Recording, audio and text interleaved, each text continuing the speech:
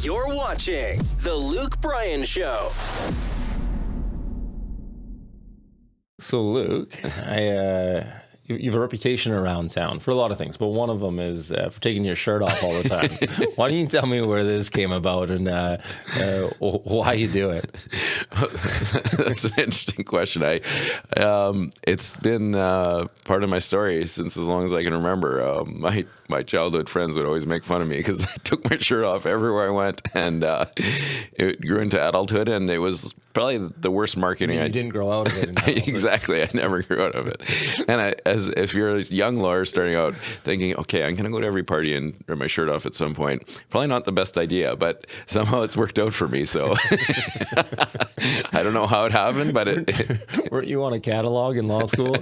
I was on the front of a calendar in law school with my shirt off in the law library. And when I left my first law firm, they supersized it and they all signed it, and it was up on a giant poster board. It was quite funny. Yeah. Any chance of that slowing down? Well, it keeps me motivated. One of my real passions is to go to the gym, and so it definitely keeps me motivated and working hard. And that hard work piece is we talk about it in terms of law, but we talk about it in terms of both our passions. And you know, baseball was a big thing for you, and I played hockey, but another big one for me was weightlifting. And I got really into my powerlifting in my late 20s and 30s, and one thing I ended up with quite large numbers in terms of what I could lift, and quite a bit for my size, and really world class numbers. And the thing I learned through that process is just the way to get good at something is determination, persistence, and commitment. And commitment, that's one of our core values, and that's really, it's just, you want to cut down a really large tree with a screwdriver, you just chip away at it every day, and eventually that tree's going to fall down, but it's going to take a long, long time, right? And so when you're starting out at something, that's often what it's like. It's like that analogy of just this enormous task, and it looks completely overwhelming. When I started weightlifting, I thought, I'm never going to be able to deadlift 500 pounds or bench press 350 pounds. But you know, I started out, deadlifting 300 pounds, and then you add 10 pounds and every week, and all of a sudden, a few years later, you're deadlifting 500 pounds or bench pressing 350 or squatting over 400 pounds. And those are things that were like long-term goals that just took a long, long time to chip away and work at. How long did you powerlift for? Because you don't powerlift anymore, do you? No, I've got too many injuries now, too many surgeries, but it was a solid 10 years of powerlifting. And the other part of powerlifting I really enjoyed was the technical aspect of it. And there's some lifts that are very technical, the clean and jerk and all these weightlifting moves with odd names. But yeah, there's a real technical aspect to the skill, and there's a real technical aspect of learning that well. And I had people that really helped me. John Ford was a good buddy I think he at some point was the captain of the national track team and threw hammer and discus, and he was this giant guy, and we would work out, and he was 80 pounds heavier than me, and we would lift the same weights, and it was just super intense workouts, but I had so much fun doing that. There's a lot of discipline that goes into that as well. Yeah, so much discipline, and it's just that commitment. And some days you're like, man, I hurt, and I just don't want to go to the gym, and I'm not feeling it, and it's just pushing through that. And there's days like that at law too. It's like, you and I have been through long trials. I think the longest trial I ever did was 6 weeks, and it's a grind. And by the end, you can be so exhausted, and it's exhilarating at points too. And you go through these emotional ups and downs of going through the trial, and it's also the give and take of a trial. I remember this case I did years and years ago. We had it was a case where there was some surveillance video of the individual in question, and the surveillance video was really bad for the other side, like really, really bad. We thought it was our silver bullet. We were going to win the case. We played this. It was a jury trial. It was a month-long jury trial, and we were going to play this video, and it was going to be the end of the case. And so the other side argued that the surveillance video should not be admissible, and they were successful.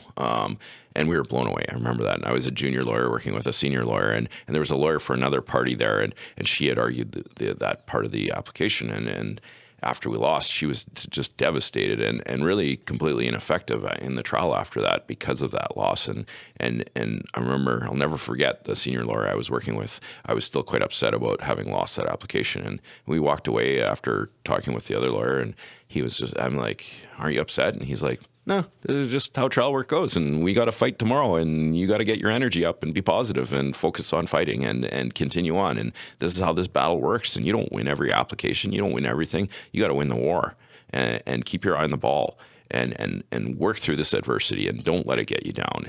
And I really learned so much through that. And so like a skill like weightlifting, when you push through those real hard times when you don't feel it and you're like, man, this sucks and I don't feel good and I don't want to do this today.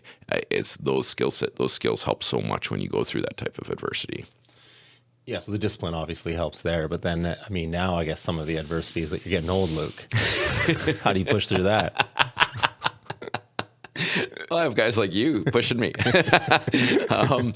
I have a genetic gift of an enormous amount of energy, and I think it comes from my mom, who is over 70 now and still works and exercises every day and has horses and is just go, go, go. And for whatever reason, I lucked out on the genetic lottery for energy, and so I just have a massive amount of energy. And I was hoping you'd slow down a bit with age, but it hasn't really gone that way. If anything, I think you've ramped up. You're like the Energizer Bunny.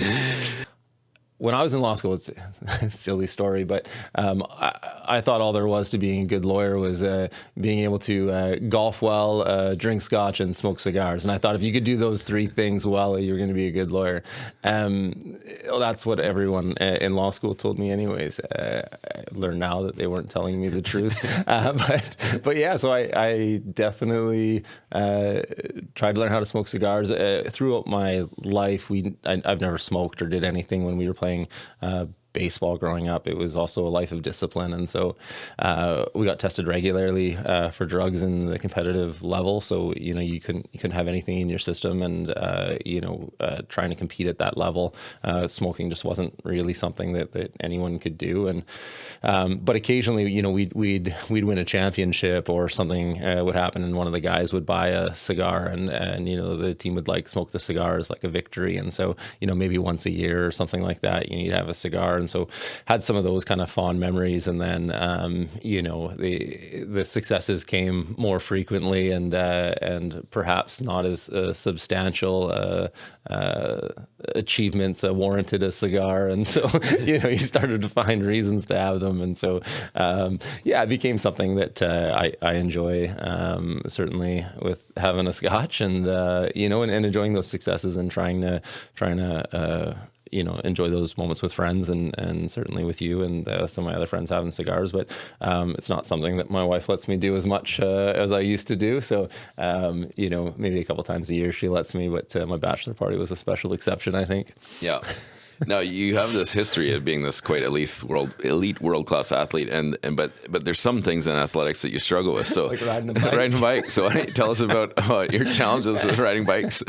So, man, a long time ago, you and I filmed a video, and it was I hadn't ridden a bike since I was a kid. I used to think I was a good bike rider, but I remember there was this one moment, and I got on the bike, and I think they had to do 100 takes because I just couldn't ride the bike to save my life. And I remember thinking how terrible that saying was. It's like riding a bike. I'm like, it's a stupid saying. Like, it's not like riding a bike. You can't get back to this. It's ridiculous. And so, but we talk about discipline and determination, and I took those 100 takes, and by the end of it, I wasn't as wobbly. I think we managed to pass it off and managed to ride a bike. I think it was the last time I've ever been on a bike. Yeah. So as athletic as I am, riding a bike is not something that I'm good at. And you know what? You can't be good at everything, Luke. There's got to be some things that you're just not as good as other people at, and that's definitely one of my Achilles heels. We've had this friendship that's grown and developed over time, and one of the things that we share a lot of is some wine and some scotch, and so you have a real passion for scotch. Tell us a bit about that. Yeah, where did that develop? Developed in Scotland, actually. Yeah. So I had tried scotch historically. I remember I worked at a restaurant called Cardero's, and they had a Johnny Walker representative came, and I must have been 19 or 20 at the time. I was like young bartending, trying to put myself through school at UBC, and they came with all these amazing scotches. I didn't know anything about scotch. I didn't know that it came from Scotland, and there were differences between whiskeys and Irish whiskeys and scotch and rye and all these different things. And the representative brought this all these different Johnny Walkers, the blue labels, the reds, the blacks, the greens, the yellows, or the golds, the platinums, but the one that they brought was a Johnny Walker 1805. And I remember him telling me it was like a $20,000 bottle, and they did this, big presentation and everything there. And then afterwards, he poured a little bit for all of the bartenders, which included me. So it was like $1,000 ounce of scotch. And I remember I just drank it, and I was like, this is terrible. Like, this is just the worst stuff ever. Like, who would ever buy this? This is so gross. And then I ended up going to Scotland. One of my friends was studying out there, and so I went out to go see him. And we sat down in a bar in Glasgow, and they had every scotch you can imagine. And I remember they had this like chart, and the chart was split into like four quadrants, and there was like, delicate to sweet, like smoky, peaty, like whatever. And they had all the different scotches listed on this. Well, we just sat there and we drank scotch until we found the one that we liked. And so we found one in the quadrant that we liked, which at the time I think was Highland Park. And then we kind of went around it and kind of drank the other ones, and they were like Balmore and some of those ones. And I'm not sure if it was because we were on our umpteenth whiskey, or because we actually developed a affinity for it. But by the end of it, I like to think that I liked scotch. And so we stayed in Scotland and brought back some bottles. And then, I learned to like it. It's definitely an acquired taste. And now, so since then, started to develop scotch and built a scotch bar in the basement, which I'm working on right now. And definitely enjoy sort of the differences between the types of scotches. And I know you and I have a little bit difference in scotch taste. You like the delicate ones with the sherry casks and as much as candy as they can taste for you. And I like the smoky and the peaty stuff. It's kind of interesting because I like the smooth scotches, but you tend to be more smooth. You like the rough scotches, and I tend to be more rough. That's fair. It ties into one thing is our friendship, and that's kind of really at the heart of the law firm, and has been something that's been so enjoyable for me in terms of doing this together with someone that I care so much about and have such a great friendship with. And you and I have been able to do so many things together, and that's been such an amazing experience. But let's talk a bit about that. Yeah, one thing that you and I do is we travel a lot together, which is so much fun. I think our first partner retreat that you and I went on, we went to Santa Monica, didn't we? We did. And I remember we sat down at Santa Monica Boulevard. Yeah, we went to, it's called Meat. Was it the place? This place called Meat. And guess what we ate there? We had like Wagyu beef and like 20 ounce buttery like Rombauer Chardonnay or something. It was just the most ridiculous combination. And then our poor wives had to put up with us when we got back because we were so full, and we had this fancy dinner, and we couldn't eat anything. Food, and we couldn't eat any of it, and they were so mad, understandably so. But we just had some great adventures together, and it's so fun doing this with somebody that you really love.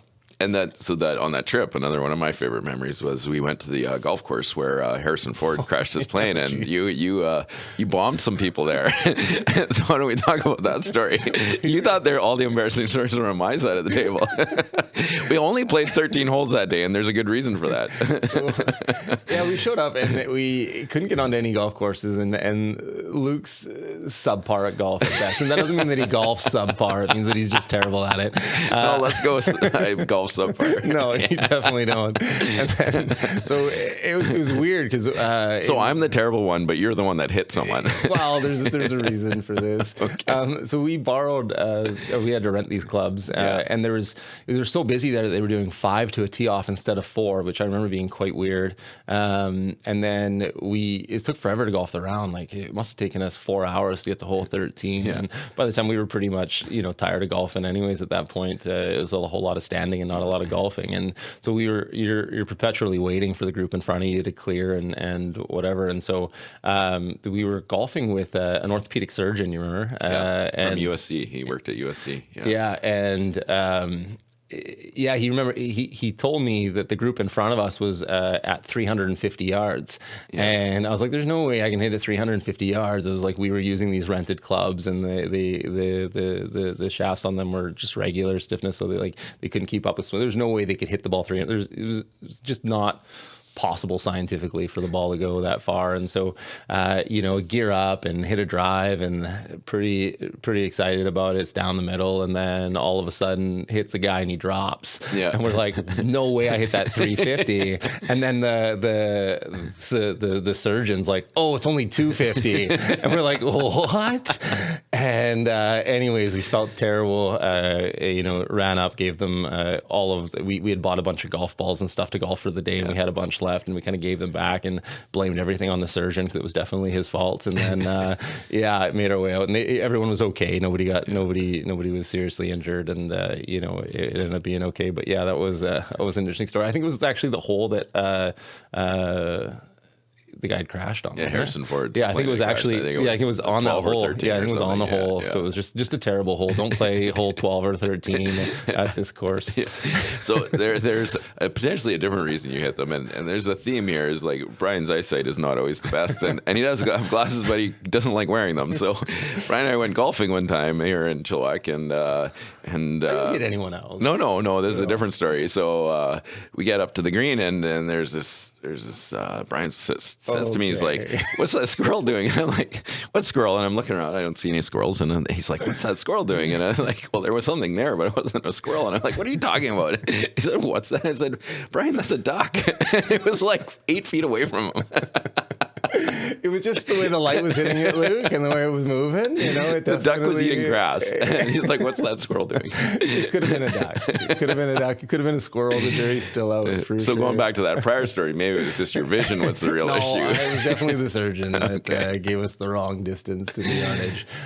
But speaking of golf, your golf game's gotten a lot better since we've started hanging out, which has been pretty good. I think when we started, if you got anywhere near 120 on a round, that was a good round. And now, it's true. Now you started to break 90, and we're getting around the courses pretty well. And when we go on trips, we actually get to go play some nice courses. And we played PGA West on our last trip. That was like a death march, 43 degrees. Determination. That was sheer will and determination. Yeah.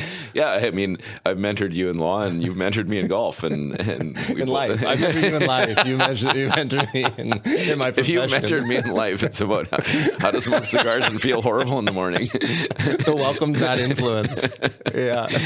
I mean, some of the other trips we've done, we sure have had a lot of great times together. And I think one of the things that I cherish so much is just to do this with someone I care so much about and I share so much with in terms of what I value and what I think is important in life. And one of the things that I believe in as being so important to a good life is friendship. And I think that's something that you and I both really care a lot about, and maybe we should talk a bit about friendship and what it means and why it's important to you.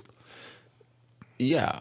Well, we talk about friendship in the concept of, being there for each other when it's inconvenient as opposed to being there for each other when it's convenient. And I think, being somebody's friend can be quite easy when things are good. When you're playing golf or smoking cigars or, traveling the world, I mean, it's easy to be somebody's friend in those situations. But it's more the troubling times when things slow down or, when your back's against the wall in a trial or, you need somebody's help. And knowing that you can count on that person to be there for you. And I think one thing that is certainly that I appreciate a lot about our friendship is that you're always there for me whenever I need you. And not just for the good times, but for the bad times. And fortunately, I don't have a lot of bad times, so hopefully it's not too difficult being my friend. But definitely that's something that I relish in. What about you? Yeah, for me, I think I've talked to you about this. There's a TED Talks, and it's about this study that they've done at Harvard, and it's a study that started in 1945, and I think the professor running it now is the fourth professor in this continuous study. I think it's one of the longest running study in world history, and it studied 10,000 men at that point, but they follow them every single year and ask them a long questionnaire and then determine health outcomes. And the conclusion of the study, and this is one of the most watched TED Talks ever, is that the biggest indicator of longevity is actually relationships and positive relationships. And the example they give in the TED Talks is you take two guys that are mid-50s, both kind of overweight, out of shape, bad health indicators, headed for a heart attack. The guy with a good social network and lots of friends lives to normal life expectancy. The guy with no friends dies. And so that's kind of that really struck me, and it really resonates with me. Friendship and relationship and doing life together with people that you share values with and you care about, I think is really at the heart of a good life and what it means to have a meaningful life. And it's the people that you share that with, to me, is so important. Yeah, I mean, you talk about those factors. I mean, but one of the other factors is stress, right? And so stress is one of the leading factors of, poor health and death, and one of the indicators certainly. And our job is quite stressful, right? And so, having somebody that you can share it with to bring some levity and share those stressful times to make them a bit less stressful, but also help you recharge and gain some perspective on some things is really important as well. And so I think about that and what allows us to do our job so well is not just being on the field, but being off the field, and the difference between those two things, and recharging so we can get back on the field and go to war again. So those things are all very important to me. You're watching The Luke Bryan Show.